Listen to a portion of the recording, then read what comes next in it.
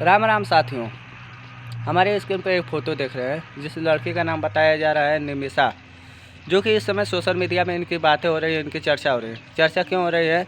क्योंकि ये यमन देश है, आप लोग जानते हैं, इस्लामिक कंट्री है। वहाँ पर ये रहती हैं। वहाँ पर इनको फांसी की सज़ा सुना दी गई है, जिसकी वजह से लेकर यहाँ पर इंडिया में इनको बारे में लेकर चर्चा की जा रही है। सोशल मीडिया में इनके बारे में पोस्ट की जा रही है। मामला क्या है मैं आप लोगों को पूरा बताऊंगा। उसके पहले आप लोगों से निवेदन है, यदि हमारे चैनल पर नए हैं तो हमारे चैनल को सपोर्ट कीजिए, चैनल को सब्सक्राइब कीजिए।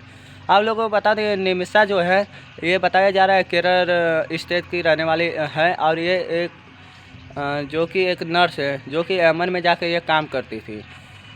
यमन में काम करते करते कुछ ऐसी चीज़ें हो जाती है जिसकी वजह से वहाँ पर इनको फांसी की सज़ा सुना दी जाती है।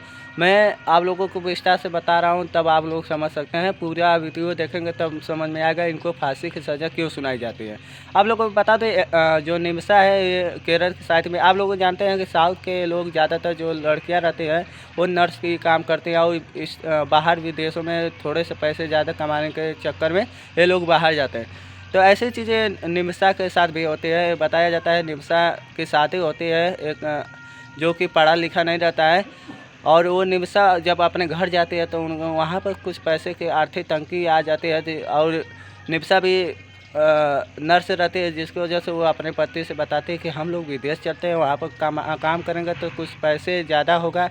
क्यों ऐसी चीज़ें होती है तो उसके जो पति होते हैं वो तैयार हो जाते हैं, और वो दोनों लोग मिलकर चले जाते हैं यमन में काम करते करते वहाँ पर भी एक उनका बच्चा हो जाता है, बताया जाता है, जिसकी वजह से एक लोगों को काम करना पड़ता है, एक को बच्ची को संभालना पड़ता था। जिसकी वजह से आप लोगों को बता दूं, निमिषा तो नर्स रहती है, जिसकी वजह से वो काम करते थे। उनके जो पति थे वो घर पर बच्चे की देखभाल करते थे। लेकिन कुछ देर ऐसी चीज़ें चलती चलती अच्छा चलता था, लेकिन बीच में क्या हुआ कि वहाँ पर कुछ इन लोगों के परिवार में आर्थिक तंगी आने लगी, जिसकी वजह से इनके पति जो थे वो बोले कि मैं गाँव चला जा रहा हूँ, आप यहीं पर काम करें, फिर जब सही समय आएगा फिर हम लोग वापस आ जाएंगे। धीरे धीरे बीतता चला गया और अच्छे खासा टाइम बीता गया, लेकिन निमिषा के अंदर पैसे कमाने की इतनी भूख और इतनी वो भर गई थी कि उनको पैसे ही दिख रहा था।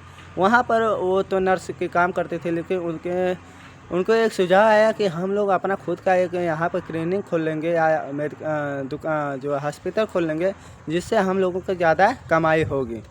तो लेकिन यमन देश में ऐसा नियम है, यदि आप वहाँ पर कोई बिजनेस करना चाहते हैं तो वहाँ पर आपको एक लोकल आदमी या वहाँ का कोई निवासी रहेगा, उसके साथ पार्टनर में ही आप बिजनेस कर सकते हैं, अपना खुद का बिजनेस नहीं कर सकते।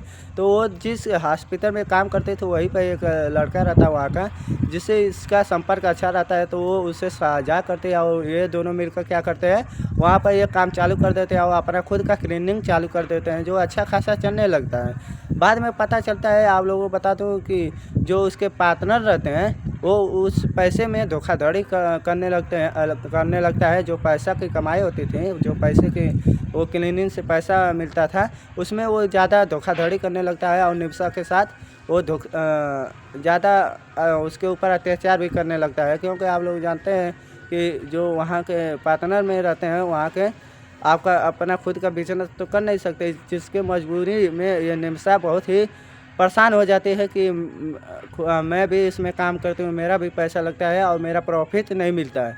फिर क्या है, धीरे धीरे इसके मन में कुछ ऐसी चीज़ें आ जाती हैं, जो बताया जाता है कि इसको जो लड़के था जो इसके पार्टनरशिप में था, उसको जान से मारना चाहती थी। और ये भी सोशल मीडिया में पता चला, इसका जो पासपोर्ट था वो सब कुछ वो कब्जा करके रखा था, जो वो बताता नहीं था कि कहाँ मेरा इस पासपोर्ट है। जिसकी वजह से ये भी तो एक डॉक्टर ही रहती है, नर्स रहती है, तो कुछ ऐसी चीज़ें होती है, नशीली चीज़ें, जो कि उसको खिला देते हैं, जिसकी वजह से उनको डेथ हो जाती है और उनकी मौत हो जाती है, और वो रात को भी खपत कर देते हैं। लेकिन जब उसके घर वाले पता करते हैं कि ये कहाँ गया, पुलिस वाले छानबीन करने लगते हैं, तो बाद में ये उसमें मुजरिम मिलती है और इसको जेल में पकड़ के डाल देते हैं। फिर छानबीन करते करते ये मामला जो है बताया जा रहा है 2018 की मामला है, अब तो खैर 2025 आ गया है, लेकिन लोअर कोर्ट में, फिर हाई कोर्ट में, ऐसे करते करते जब राष्ट्रपति जी का मोहर लग गया तो कंफर्म ये हो गया है कि इसी महीने जनवरी में इसी में जब ही इनको फांसी हो सकती है। लेकिन अब इंडिया की जो सरकार है, भारत की जो सरकार है, इसमें हस्तक्षेप की है, क्योंकि ऐसा ही एक मामला आप लोगों ने देखा होगा कुवैत में भी हुआ था, जहाँ पर हमारे पूर्व जो सैनिक थे 10 बताया जाता है, उन लोगों को भी फिर फांसी की सज़ा सुनाई गई थी कुवैत में।